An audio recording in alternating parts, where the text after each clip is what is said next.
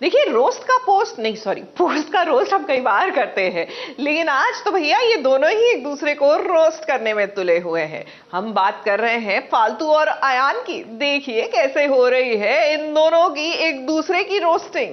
हम लोग बिल्कुल मजाक करना पसंद नहीं करते। सीन पढ़ के आती है, चाहे किसी और के पढ़ाएं। तब मेरे से एक्टिंग नहीं हो रही। अच्छी बातें करें। निहारिका रीटेक नहीं देती। अभी थोड़े दिन और चल जाता तो और सीख जाते। बिग बॉस चल रहा है। Very understanding. बचपन से। नहीं, कहाँ से हो आप? मेकअप दादा ग्लीज बहाने तो बहुत हैं आपके पास। ओह गुड बात है। आप अपना मुंह ना दिखाएं मुझे। फालतू और आयान को आपने ऑन स्क्रीन पर देखा होगा कि इनके बीच में कितनी दूरियां आ गई हैं। लेकिन अगर हम ऑफ स्क्रीन की बात करें तो इन दोनों की खूब जमती है और दोनों का सेंस ऑफ ह्यूमर बड़ा ही कमाल का है। दोनों एक दूसरे की बातों को समझते हैं कि कब किसे क्या कहना है। तभी तो आज SBS ओरिजिनल्स पर फालतू और आयान दोनों एक दूसरे की टांग खिंचाई करने वाले हैं, यानी कि एक दूसरे को रोस्ट करने वाले हैं।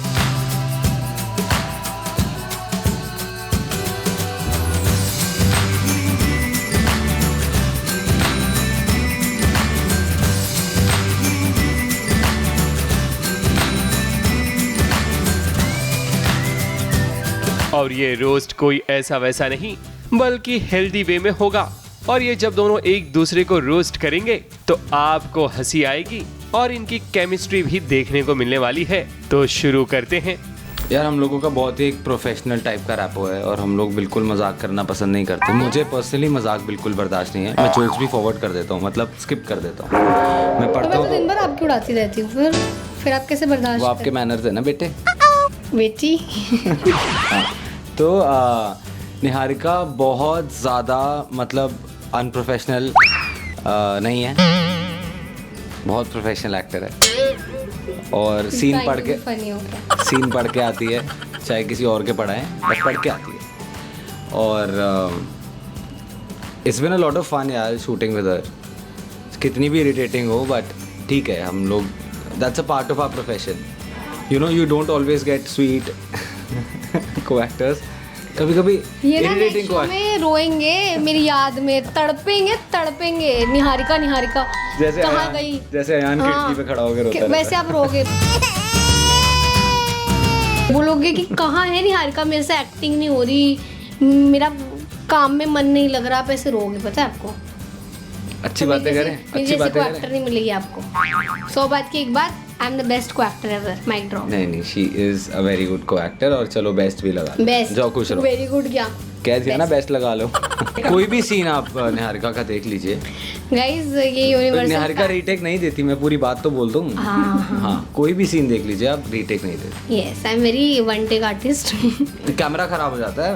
निहारिका रीटेक नहीं, मतलब ही नहीं। मैं बहुत प्रिपेयर होकर आती हूँ लाइफ में कि मुझे कभी सेकंड, लाइफ आपको सेकंड चांसेस नहीं देती, तो I always come well prepared. But हम आर्ट साहब की बात करें तो ऐसे तो बहुत सारे सीन्स हैं, तो मुझे याद नहीं आ रहा किसमें ज़्यादा रीटेक लिए।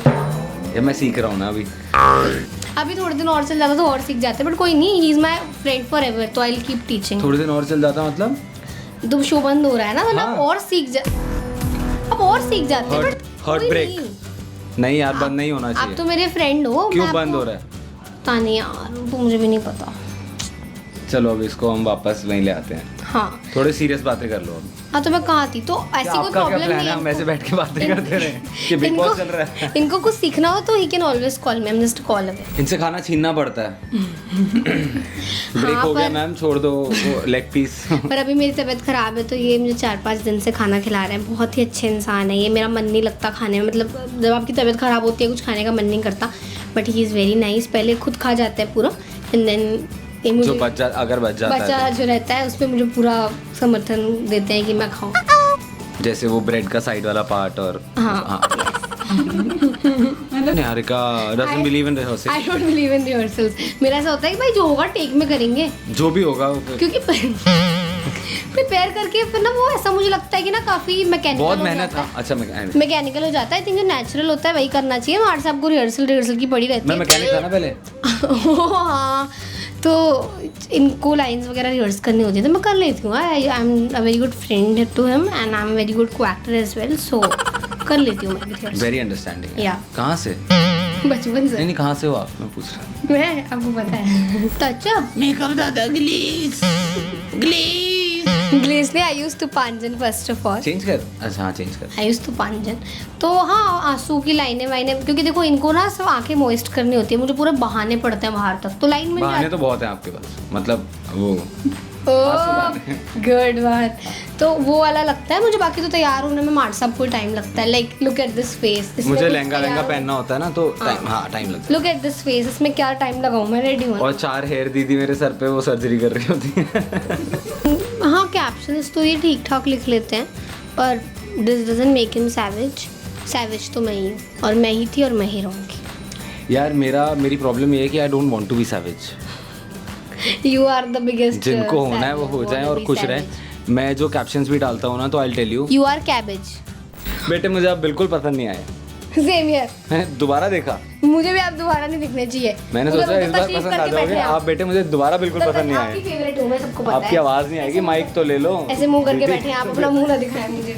जैसे कि आप देख रहे हैं, इन्होंने एक ऑनलाइन साइट से पर ऑर्डर किए थे, लग चुके हैं पर, और अरे कब से लगे हुए हैं, आपने अभी देखे? नहीं आपने अपग्रेड कराए थे ना। मैं तो डे 1 से लगा रही हूँ। हाँ मान गई। ज़्यादा ही पर लग गए, बट कोई बात नहीं, you deserve it. I hope you fly high. बस आज के लिए इतना, अब इमोशनल हो जाऊंगा मैं। इन दोनों की बातें ही तो दर्शकों को खूब लुभाती है। शो भले ही ऑफ एयर हो जाएगा, लेकिन ये दोनों जोड़ियां फैंस के दिलों में हमेशा जिंदा रहेंगी। मुंबई से स्नेहिल यादव के साथ एबीपी न्यूज रिपोर्ट।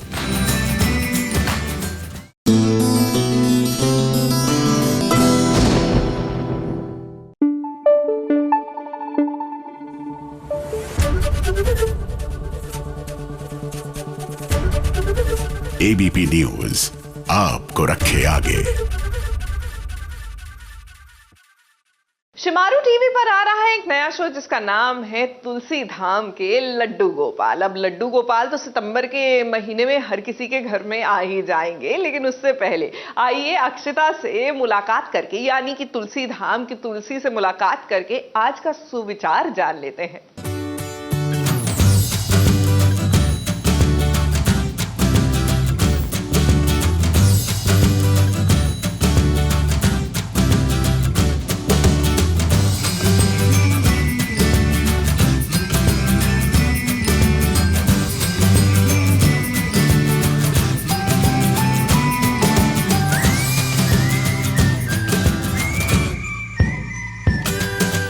मैंने बहुत ही हाल ही में अपने शो के दौरान ही ये एक लाइन कही है, अहंकार मनुष्य का सबसे बड़ा शत्रु है।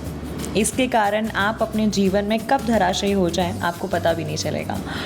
तो इसमें जो धराशायी का मतलब है, बेसिकली धराशायी मुंह के बल गिरना, धराशायी जो धड़ाम से गिरते हैं ना मुंह के बल, जिनका मतलब रास्ता भटकना, और उन सारे सेंस को मिला के एक शब्द है धराशायी हो जाना। तो एक्चुअली हमारी रियल लाइफ में ये चीज़ बहुत लोग बोल चुके हैं। मैं जेन्युइनली इस चीज़ को मानती हूँ, क्योंकि व्हेन समवन बिकम्स एरोगेंट, जब किसी में घमंड आता है तो वो आना तो 2 पल की बात होती है, पर उसके बाद आप अगर वो कंटिन्यू करते हैं ना लाइफ में, तो कई बार आप ऐसी सिचुएशन में आ जाएंगे, ऐसी पोजीशन पे आ जाएंगे लाइफ में कि वो एक्चुअली घमंड ले डूबता है कभी कभी। तो आई थिंक मुझे लगता है उस चीज़ को, ये भगवान कृष्ण ने गीता में कहा है, ये जो मैंने अभी आपको पढ़कर सुनाया, ये सेम जेन्युइनली मैं इसको एक बहुत ही अच्छा कोट समझती हूँ, जिसे मैं अपनी लाइफ में एक्चुअली फॉलो करना चाहूँगी और सबको एडवाइस करूँगी कि प्लीज़ फॉलो करें।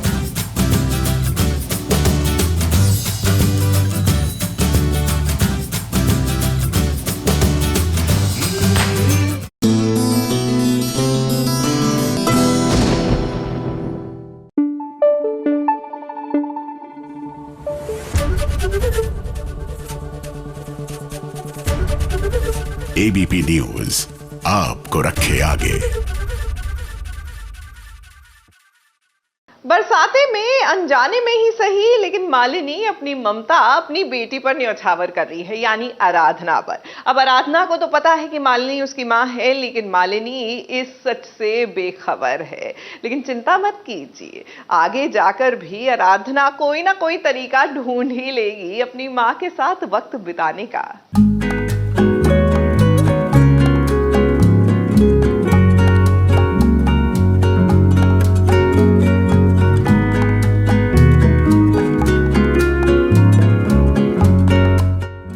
जिस माँ की खोज में आराधना निकली थी, ये देखिए उसी माँ के घर वो पहुँच गई है। बेटी को तो पता चल गया है कि यहाँ पर उसकी माँ मौजूद है, लेकिन माँ को ये नहीं पता है कि जिस बेटी को वो काढ़ा दे रही है पीने के लिए, वो उसका अपना खून है। जी हाँ, आगे बरसाते सीरियल की कहानी कुछ ऐसी ही नजर आएगी आपको, जहाँ पर आराधना पहुँच गई है मालिनी के घर। आराधना हमारे घर आती है इस सीन में, और मुझे नहीं पता कि वो मेरी बेटी है, और उसे पता चल जाता है कि मैं ही हूँ जिसे वो ढूंढ रही थी। माँ बेटी की पहली मुलाकात कुछ खास तो नहीं रही, लेकिन बाद में खास बन गई। अब आराधना ने सोचा था कि जब वो अपनी माँ से मिलेगी तब उसे बता देगी कि वो उसकी बेटी है, लेकिन यहाँ पर जब उसने अपनी माँ की एक हैप्पी फैमिली देखी तो वो कुछ कह ही नहीं पाई। और ये देखिए, आराधना की माँ के जो पति है ना, वो भी एक अच्छे इंसान है। आराधना से इम्प्रेस भी हुए और उसे नौकरी का ऑफर भी दिया। मैं एक छोटा सा लोकल न्यूज़पेपर चला रहा हूँ और हम लोग प्रिंट से डिजिटल पे जा रहे हैं। Join us। लेकिन इतनी आसानी से नौकरी नहीं मिलेगी। कल आ जाओ इंटरव्यू के लिए, फिर देखते हैं। And turn your heart breaking। आराधना इस जर्नलिस्ट है, वो आती है देहरादून, और कोइंसिडेंटली मेरे जो हस्बैंड हैं उनका खुद का एक न्यूज़पेपर का बिजनेस है, तो वो उसे कहते हैं कि आप इंटरव्यू के लिए आइए, हम देखते हैं हम क्या कर सकते हैं। कितना मुश्किल होता है ना अपनों के पास रहना और उन्हें ये ना बताना कि हम उनके अपने हैं। आराधना जिस सिचुएशन से गुजर रही है, वाकई में वो बहुत ही दर्द भरा है। उसे काढ़ा देती है, उसका ख्याल रखती है, उसे बोलती है आज के लिए रुक जाओ, तो एक कैरेक्टर की बॉन्डिंग होती है हम दोनों के बीच में। अब धीरे धीरे माँ और बेटी की बॉन्डिंग होगी और हमें लगता है कि आने वाले एपिसोड्स में पता चल जाएगा मालिनी को कि आराधना उसकी अपनी बेटी है।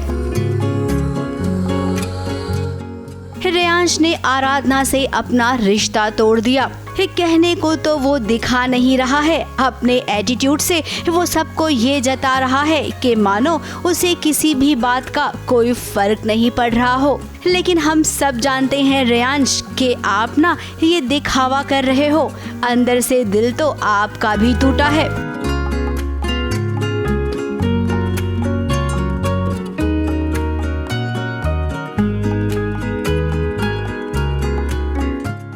मुंबई से प्रिया धवड़े के साथ ABP news report.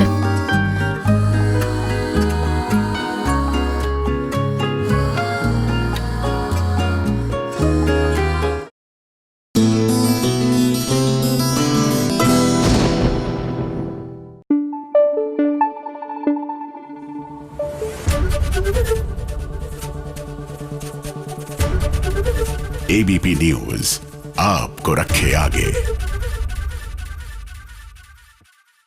Oh my God, मुझे तो आपको बतानी है आज की हॉट एंड हैपनिंग न्यूज, मतलब ऐसी खबर जो आपने कहीं पे भी नहीं सुनी होगी, क्योंकि ये खबरें सुना सकती हैं तो सिर्फ चुगलखोर आंटी जी। लो भाई, मैं आ गई और चुगली की पोटली में आज मैं सीरियल्स की कहानियों के बारे में आपको बताऊंगी। सबसे पहले बात करती हूँ सीरियल ये रिश्ता क्या कहलाता है की। आज कोर्ट में अभिमन्यु की पहली सुनवाई है, जहां पूरे गोयनका परिवार ने अभिमन्यु के खिलाफ गवाही दी है। इट्स ओके, आपको मेरे लिए किसी के सामने हाथ जोड़ने की जरूरत नहीं है। सच को सामने आने से कोई नहीं रोक सकता और मुझे अपना सच पता है। और लगता है ये पूरी कोशिश में है कि अभिमन्यु को अभिनव के मौत की सजा दिला दे। बेचारा अभिमन्यु, वो तो अभिनव को उसके जिंदगी का सबसे खूबसूरत तोहफा देने वाला था। तो कानूनी तौर पर अबीर को अक्षरा और अभिनव जी के हवाले करने जा रहा था। हाँ, सिर्फ कुदरती तरीके से, कानूनी तरीके से, पेपर में ही तो मेरा बेटा था।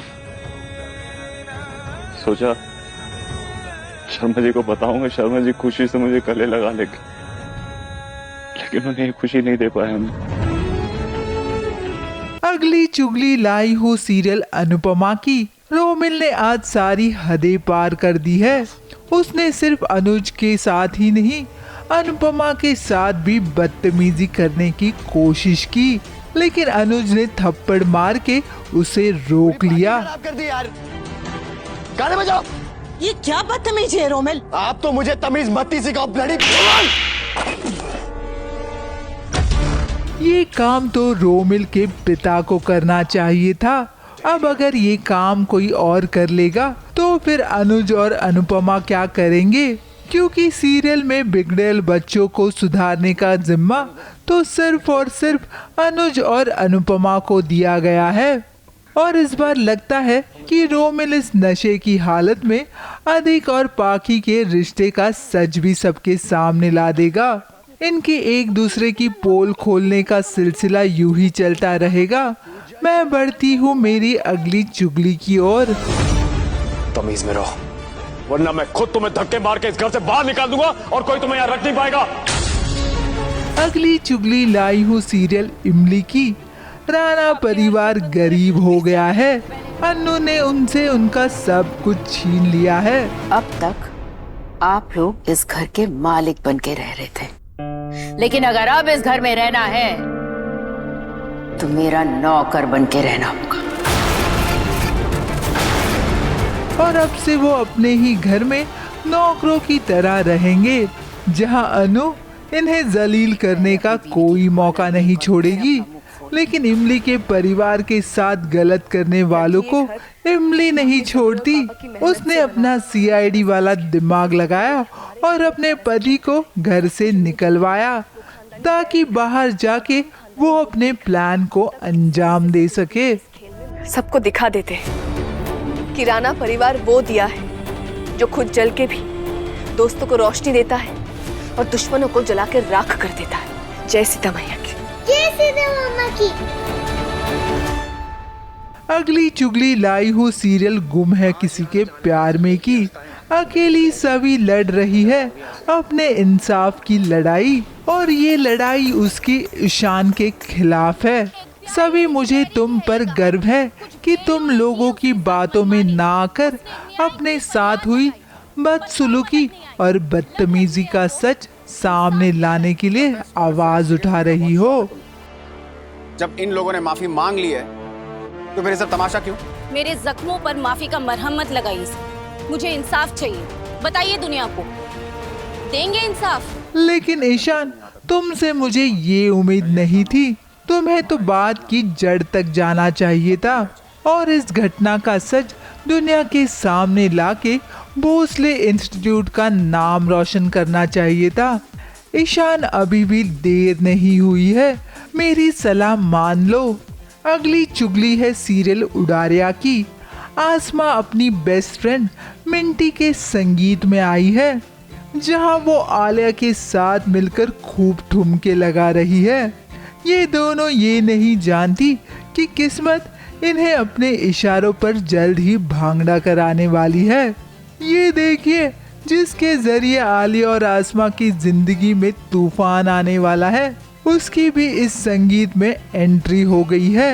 अब अरमान और आसमा टकराएंगे, तभी तो अरमान के दिल में आसमा के लिए प्यार की घंटी बजेगी।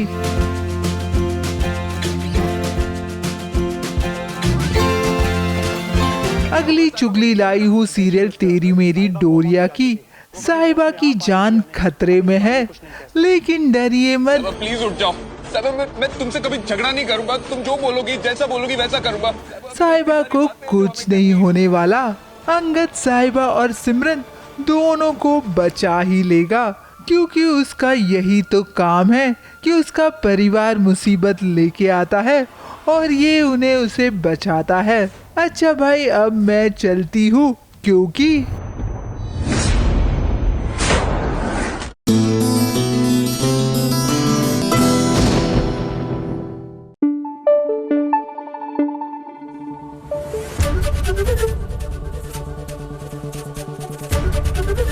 एबीपी न्यूज आपको रखे आगे। वैसे तरला में आपको शारिब याद है ना? जी हाँ, वही जो तरला के हस्बैंड का किरदार निभाते हैं। इन्होंने कई अलग अलग कंटेंट में बहुत ही अमेजिंग कैरेक्टर्स निभाए हैं। ऐसे में चलिए आज इनसे मुलाकात करके इनकी जो पूरी जर्नी रही मनोरंजन की दुनिया में उसके बारे में जानते हैं।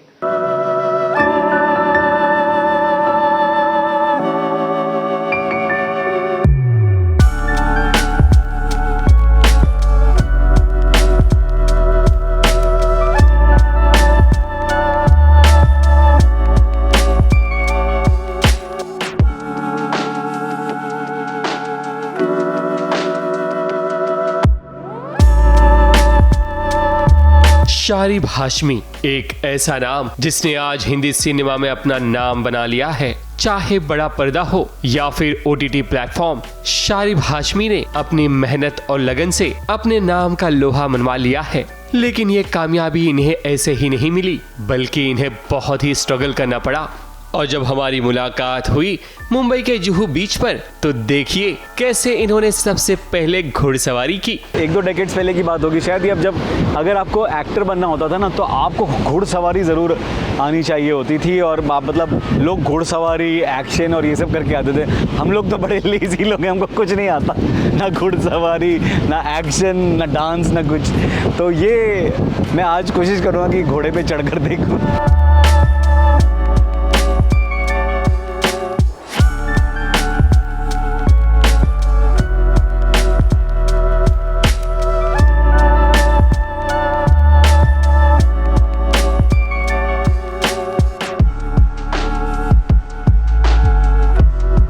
शारिब पहले नौकरी किया करते थे, लेकिन उनके अंदर का एक्टर जीवित था और फिर इन्होंने ठान ली कि उन्हें एक्टर बनना है, जिसके कारण उन्होंने नौकरी छोड़ दी। शारिब के कंधों पर बीवी का, बच्चों का और पूरे परिवार का बोझ था, लेकिन ऐसे में इतना बड़ा डिसीजन लेना वाकई कमाल की बात है। मैं अपने परिवार के साथ स्ट्रगल कर रहा था। मेरी शादी हो चुकी थी, बच्चा हो चुका था।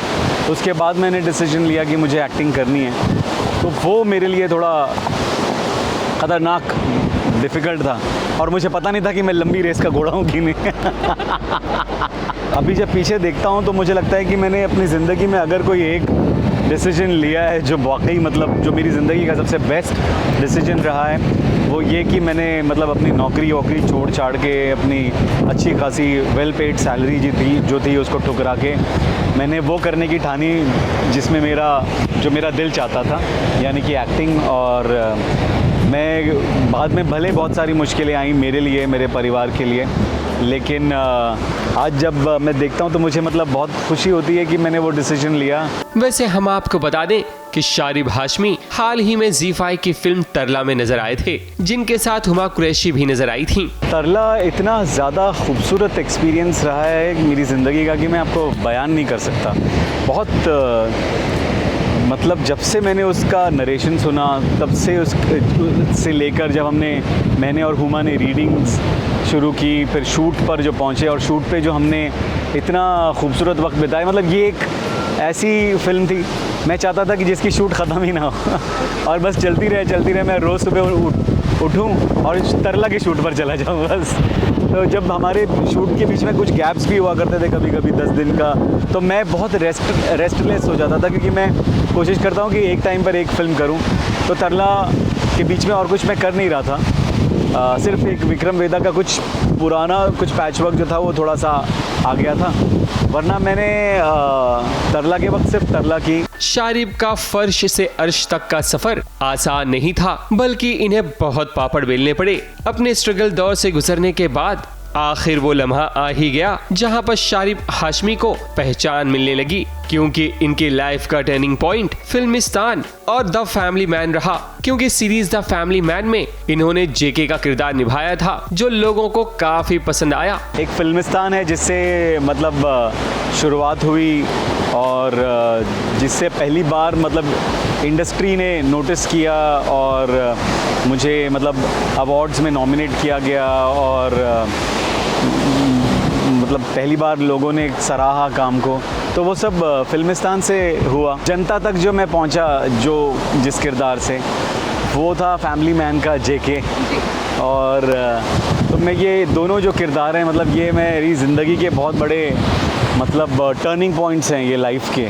प्रॉब्लम्स पेश आ रही थी और करियर भी मतलब एक तरीके से एकदम स्टैंड स्टिल हो गया था, एकदम रुक गया था एकदम। जैसी फैमिली मैन रिलीज़ हुई उसके बाद असुर आई तो फिर चीज़ें ऐसी मूव होनी शुरू हुई। तो मेरे लिए तो OTT का बहुत बड़ा कंट्रीब्यूशन है मेरे करियर में। OTT ने तो मुझे वरदान दिया है नया। OTT प्लेटफॉर्म के आने के बाद काफी एक्टर्स ऐसे हैं जिन्हें एक नया नाम मिला और उनमें शामिल हैं शारिब हाशमी। शारिब एक एक्टर के साथ साथ राइटर, प्रोड्यूसर और डायरेक्टर भी हैं। अगर आने वाले दिनों में अपना प्रोफेशन चेंज करेंगे तो वो एक्टर बनने के बाद डायरेक्टर बन जाएंगे। और साथ साथ इन्होंने ये भी बताया कि उनके अपकमिंग प्रोजेक्ट्स क्या क्या हैं। अभी सबसे पहले एक सीरीज़ आएगी 36 डेज, फिर एक दो और फिल्में हैं। एक डिप्लोमेट है जो नेक्स्ट ईयर आएगी जॉन अब्राहम साहब के साथ। मुझे डायरेक्ट करना है इंशाल्लाह बहुत जल्दी, मतलब हो सकता है 1-2 साल और लगें उसको, क्योंकि अभी एक्टिंग कमिटमेंट्स ही हैं काफ़ी। और अगर एक किसी फिल्म में आप घुसते हैं तो फिर उसको शुरुआत में काफ़ी टाइम डिवोट करना पड़ता है, तो मुझे थोड़ा समय लगेगा उसमें। लेकिन अगर मुझे आगे कुछ करना है एक्टिंग के अलावा तो वो डायरेक्शन है, क्योंकि मैंने शुरू भी किया था एज एन असिस्टेंट डायरेक्टर 98 में। एक फिल्म थी हम तुम पे मरते हैं के साथ में। तो ये था सफरनामा शारिब हाशमी का, जिन्होंने अपनी मेहनत और मशक्कत से लोगों के लिए मिसाल कायम कर दी है कि इंसान को कभी हार नहीं मानना चाहिए। मुंबई से स्नेहिल यादव के साथ ABP news report.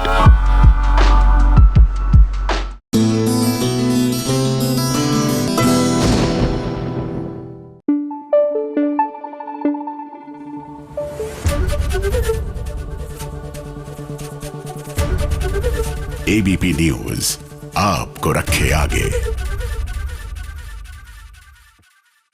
Serial meet में लीजिए, सीरियल की वैम्प जो है ना शगुन, उन्होंने दे दिया है सुमीत को अल्टीमेटम। जी हाँ, नए नए टास्क ये ढूंढती रहती हैं सुमीत को के लिए। पता नहीं क्यों ऐसा लगता है कि इनके अंदर तो रोहित शेट्टी का भूत आ जाता है कि बस इनको खतरों से खेलने का एक और मौका दिया जाए।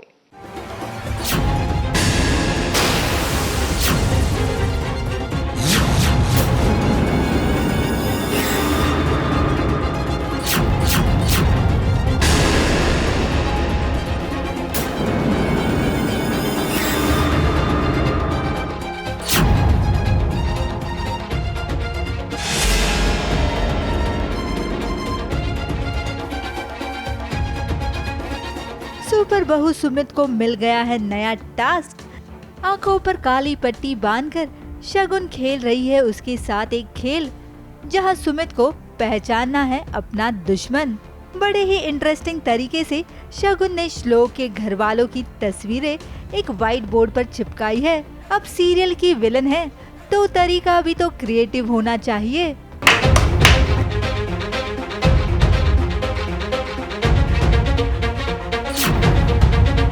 इस खेल के पीछे शगुन का मकसद कुछ और है। वो चाहती है कि सुमित के जरिए घर में कलेश हो, जिसके लिए उसने इतनी सारी तैयारियां की है। इनमें सही कोई है जिसने तुम्हें धोखा दिया, जो नहीं चाहता है कि तुम इस गेम को जीतो। सुमित को ये मिशन एक टाइमर के साथ मिला है। उसे श्लोक के परिवार में से ढूंढ निकालना है कि कौन है उसका दुश्मन, और वो भी सिर्फ 24 घंटे में। वाह शगुन, आपकी प्लानिंग की दाद देनी पड़ेगी, क्योंकि ये प्लान आगे जाके कामयाब जो होने वाला है। श्लोक और सुमित के रिश्ते में फूट पड़ने की शुरुआत होगी, क्योंकि ये टीवी की शातिर बहू है जो खेल में काउंटर अटैक करना बखूबी जानती है। जो भी हो, दर्शक को सुमित और शगुन का ये खेल देखने में बहुत मजा आने वाला है। ABP news report.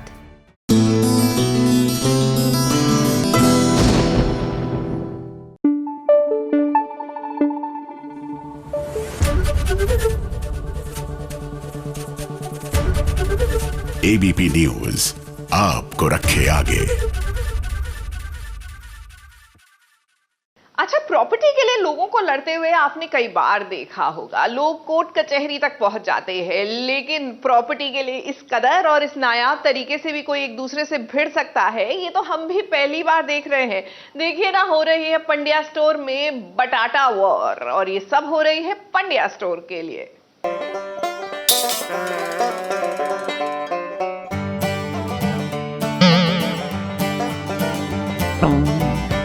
जिंदगी में जितने हमने बटाटे नहीं खाए, आलू नहीं खाए, कुछ नहीं खाए, उतना आज खा रहे हैं।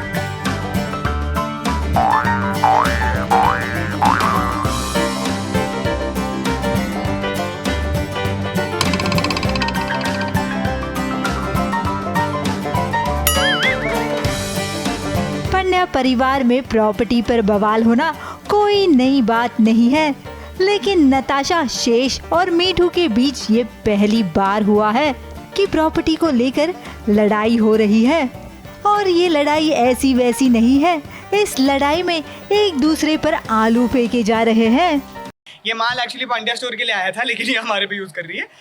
कुछ आपसी अनबन की वजह से हम बटाटे खा रहे हैं। जिंदगी में जितने हमने बटाटे नहीं खाए, आलू नहीं खाए, कुछ नहीं खाए, उतना आज खा रहे हैं हम। मुंह पे अलग अलग जगहों पे हम खा रहे हैं आलू। ये बटाटा वॉर पंड्या परिवार में इसलिए हो रहा है क्योंकि दामा ने ये तय कर लिया है कि पंड्या स्टोर नताशा को शादी के तोहफे में दिया जाएगा। और ये सुन के शेष बौखला गया और फिर शुरू हुआ घर में बटाटा युद्ध। मेरी बहन की शादी होगी, मैं बहुत खुश हो जाऊंगा। वो किसी बड़े घर में जाएगी, खुश रहेगी, इससे ज्यादा मुझे और क्या चाहिए। लेकिन दहेज में अगर आप उसे दुकान भी दे दोगे तो मेरा और मिट्टू का क्या होगा? हमारी लाइफ कैसे आगे बढ़ेगी? हम क्या करेंगे? शादी तो मुझे चाहिए कि ये शादी करके जाए, बस दुकान छोड़ जाए। एग्जैक्टली। बस यही लड़ाई है। बस जा रही तो जा, ऐसा कुछ नहीं, बस पंड्या स्टोर छोड़कर जा। अब शेष को कौन ये बताए कि शादी हो ही रही है पंड्या स्टोर के लिए। अगर पंड्या स्टोर नताशा के नाम नहीं होगा तो आपकी बहना यानी नताशा मकवाना परिवार की छोटी बहू कैसे बनेगी? ये तो बस शुरुआत है, ऐसे और बवाल आगे होने वाले हैं, तो आप सब तैयार रहिए। मुंबई से प्रिया ढवड़े के साथ एबीपी न्यूज रिपोर्ट।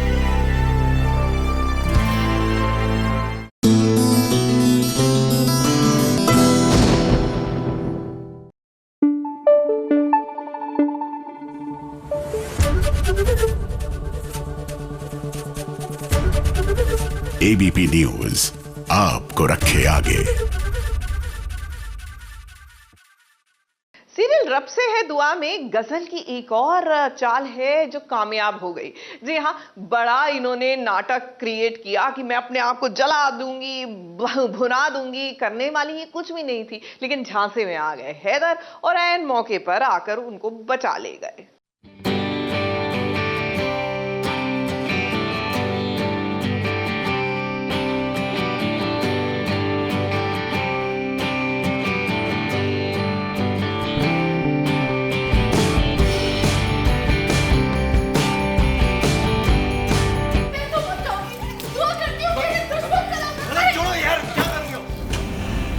सबको खुदा हाफिज। अल्लाह के पास जाकर शिकायत करूंगी कि मुझे मेरा हक हासिल नहीं हुआ। बचा लो मेरी बेटी को। खुद को जान से मारने की धमकी दे रही है गजल। अपने आप पर वो मिट्टी का तेल डालकर खुद को जिंदा जला देगी। ऐसा हैदर, हिना और रूहान के सामने ड्रामा कर रही है ये ड्रामा क्वीन। ड्रामा ही है, गजल भी ड्रामा ही कर रही है। वो खुद को जलाएगी नहीं बट धमका रही है। और इत्तफाकन ऐसे भी हो रहा है कि रूहान भी खुल गया। रूहान उसको गले लगाने जाता है क्योंकि रूहान आशिक है उसका, लेकिन गज़ल डरती भी है कि अरे ये राज खुल जाएगा हैदर पे।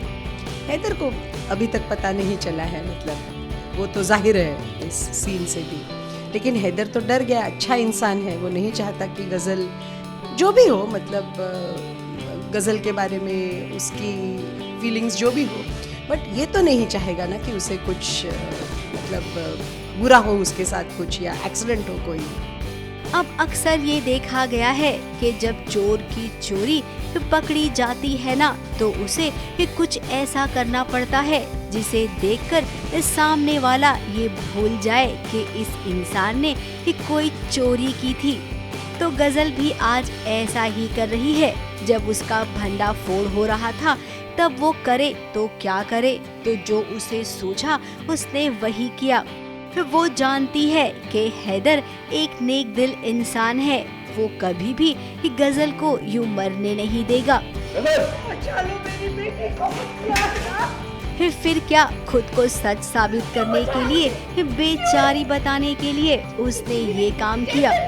और देखिए उसकी ये चाल कैसे कामयाब भी हो गई। हैदर ने उसे रोक लिया खुद को जिंदा जलाने से। अब बात यही तक नहीं थी, हैदर रोज रोज के ड्रामे से परेशान हो गया है। वो अब छुटकारा चाहता है गजल से। नहीं होगा कि मैं जैसे ही उसने तलाक की बात की, ये देखिए कि कैसे वो पैरों में गिर गई हैदर के। हैदर को तो मत कीजिए। अब सोच रही थी इमोशनल ब्लैकमेल करेगी, लेकिन यहाँ तो पासा उल्टा पड़ गया। खैर ये गजल है, तलाक की बात को भी वो हैंडल कर लेगी। फिलहाल तो इतनी आसानी से ये गजल नाम की बला हैदर और दुआ की जिंदगी से जाने वाली नहीं है। ट्विस्ट ही ट्विस्ट है, और मैं तो कहूँगी कि ब्लाइंड टर्न्स है, जो शायद लोग सोच न पाए कि अब ये होगा और वो हो जाएगा। तो कहानी तो बहुत अच्छी बुन रहे हैं और हर किरदार को यूज़ कर रहे हैं। मतलब हर किसी का अपना एक कहना है, जायज़ है, कभी गलत है, जो भी है, लेकिन कहना ज़रूर है, और इसीलिए इंटरेस्टिंग बनती है कहानी। अभी तो ड्रामा खत्म नहीं बल्कि शुरू हुआ है। इस ड्रामे को देखिए और खूब सारा एंजॉय कीजिए। ABP news report.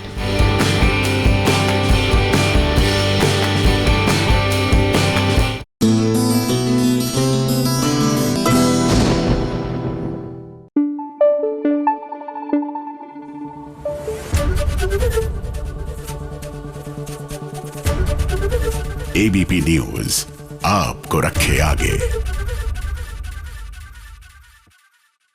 तेरी मेरी डोरिया में साहिबा के ससुराल वालों को खाना खाते हुए आपने बहुत कम देखा होगा। वो इसलिए ना क्योंकि ये सभी एक्टर्स अपनी डाइट को लेकर बहुत कॉन्शियस रहते हैं। तो चलिए, खाने का वक्त भी हो गया है, तो आज देखते हैं कि साहिबा के ससुराल वाले एक्चुअल में लाइफ में लंच में क्या खाते हैं।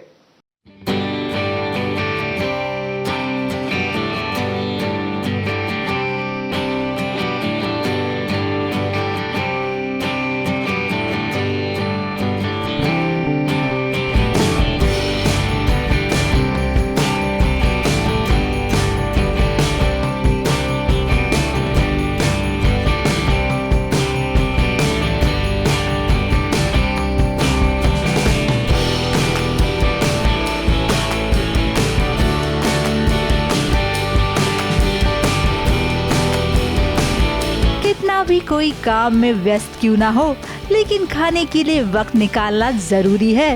वो कहते हैं ना कि पहले पेट पूजा और फिर काम दूजा। तो आज आप जानेंगे कि साहिबा के परिवार के सदस्य आखिर रियल लाइफ में लंच में खाते क्या है। तो अभी हमारा लंच टेबल लग चुका है और काफ़ी लोग खाना लेके अपने अपने रूम में जा चुके हैं, क्योंकि गर्मी लग रही है बाहर थोड़ी सी, और नहीं तो हम अक्सर सब लोग पूरा इसको कवर करके बैठे थे। पिंटू ये हमारे स्पॉट में है, ये अक्सर हमें बहुत अच्छा खाना खिलाते हैं और हमारी सारी डिमांड्स पूरी करते हैं। तो आज हमारे पास खाने में सेट पे है फिश राइट, हाँ सर, फिश है, और ये सब्ज़ी है आलू और किसी दाल की, पनीर भुर्जी है, और दही है, हलवा है, सैलेड है। सबसे पहले जानते हैं कि साहिबा की सासू माँ यानी मनवीर के फिटनेस का क्या राज है। वो अपने लंच में ऐसा क्या खाती है जिससे वो इतनी फिट है।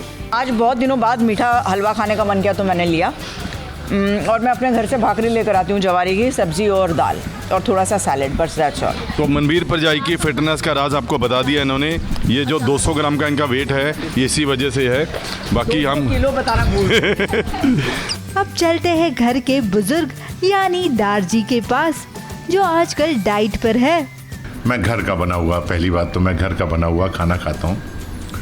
मुझे घर का खाना बहुत अच्छा लगता है, भले ही वो ठंडा हो जाए या कुछ भी हो जाए। और इन दिनों मैं थोड़ा सा डाइट पे हूँ, इसलिए देखिए ये चेरीज़ हैं, बड़ी प्यारी सी, बड़ी अच्छी चेरीज़ हैं, और मैं चेरीज़ खा लेता हूँ, या थोड़ा बहुत फ्रूट्स वगैरह में एप्पल हो गया, पपाया हो गया, ये सब खा लेता हूँ। घर का एक सदस्य है यानी कि जसपाल, जिन्हें खुली हवा में लोगों के साथ बैठकर खाना खाना पसंद है। बट जैसे कि अभी हमने देखा कि परजाई जी बहुत फिट हैं, उनको देख के हमेशा लगता है कि बहुत कम खाना चाहिए। तो हम एक प्लेट लेते हैं और उसके बाद थोड़ी सी सब्ज़ी, दही और मीठा। हमारा लंच इतना ही होगा।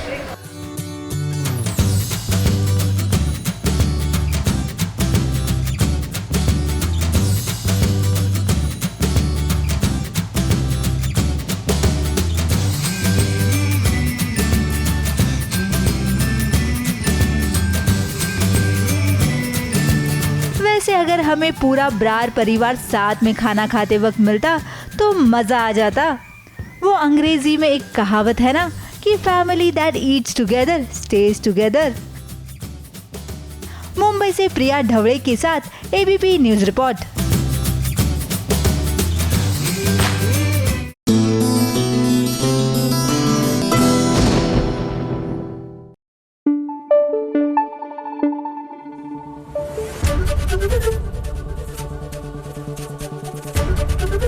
एबीपी न्यूज आपको रखे आगे। ये है चाहते में, लीजिए अर्जुन को हो ही गया है। दीवानगी जैसा जो आलम है वो हर जगह दिख रहा है। हो गया है ना, कहा आपको प्यार अर्जुन को काशवी से।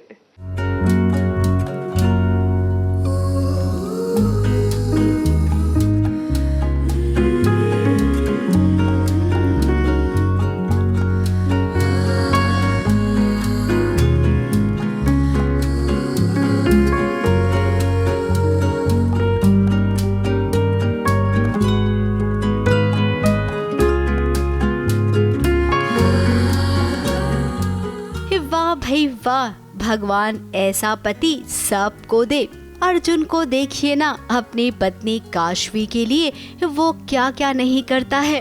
उसे काशवी से प्यार हो गया है, और जब किसी को किसी से प्यार होता है तो सब चीजें बहुत प्यारी लगती है।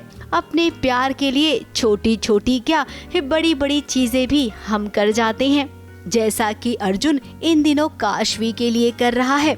कई बार ऐसा होता है कि जब आप प्यार करते हो, आप उस इंसान को जब नहीं पता चल रहा होता है, आप सब बोल पाते हो, दिल की बात खोल पाते हो, पर जैसे सामने आते हैं तो दिल की धड़कन तेज होने लगती है और आवाज़ नहीं निकलती। I don't relate to this thing at all. Kashvi अब अपनी सिविल सर्विस की तैयारी पर लग चुकी है। उसे वक्त नहीं मिलता है, तो इसमें अर्जुन को कोई प्रॉब्लम नहीं है। अर्जुन खुद ही हाजिर हो जाता है, सब कुछ खुद ही कर लेता है, और तो और वो कोशिश कर रहा है कि मौका देखकर कब काशवी को प्रपोज करे, उसे एक अच्छी सी डेट पर ले जाए। मन में लड्डू फूट रहा है और प्यार का इजहार करना है, और तरीके सोच रहा हूँ स्पेशल फील कराने की। अब एक गिफ्ट देने की सोचा हूँ। क्या गिफ्ट है ये तो इसे बाद में पता चलेगा, पर इतना तो बता सकता हूँ, यूनिक ड्रेस है। जब कोई कपल इतना खुश होता है तो उसे देखकर सच में बहुत अच्छा लगता है। और इनका रिश्ता तो सम्राट और नयनतारा से है, जिनकी चाहते कभी खत्म ही नहीं होती थी। तो भला ऐसे में अभी इतना तो मौका इन्हें मिलना चाहिए ताकि इनकी चाहते शुरू हो। अर्जुन और काशवी, आप दोनों की ये छोटी मोटी सी ही मुस्कान दर्शकों के चेहरे पर बहुत बड़ी मुस्कान लाती है। हम तो बहुत एक्साइटेड हैं आपकी ना वो वाली रोमांटिक डेट देखने के लिए। मुंबई से कैमरामैन सुजीत मिश्रा के साथ एबीपी न्यूज रिपोर्ट।